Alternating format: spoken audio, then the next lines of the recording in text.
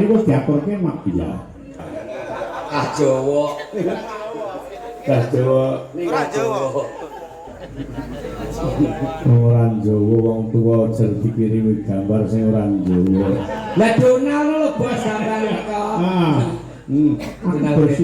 Aku bersyukur. Bos, nggih. gandeng karo wong ayu, lencir kuning, wewek payudarane ngerti ra? Payudara. Payudara niku napa? Hah?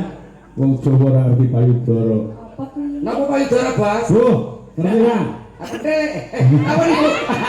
Lah, napa ngene wong Jawa? Ayo, iki Mbak Kiki iki luar biasa. Gedhe dhuwur lencir kuning nggih, bruning mulan-mulan, wah, pipine duren sak juring, jangkute nyatis mung emane sithik. Iki rada pesek. Benjing ope. Nah iya. Tapi kula sing tak senengi sito. Apa? Bokonge. Lah ngono jenenge padha karo Pak. Guri-guri. Nah, ngatur ke tempat nganggo sing dorawuh ana lokasi kembangan Suberjo Sanan Blitar.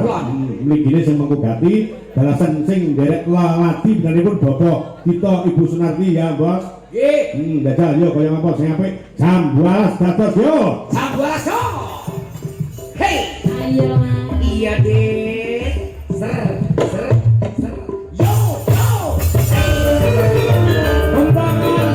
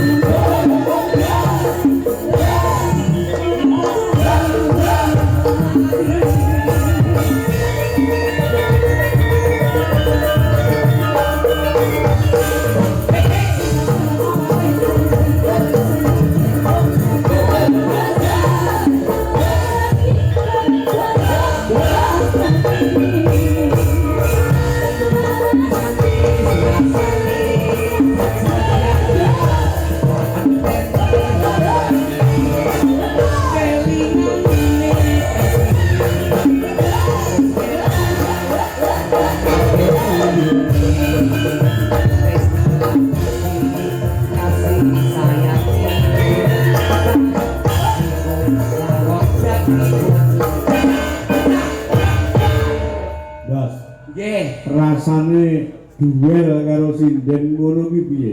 Wah. Pripun to mboten demen, Bos? Panggah seneng. Umpama kowe nanggal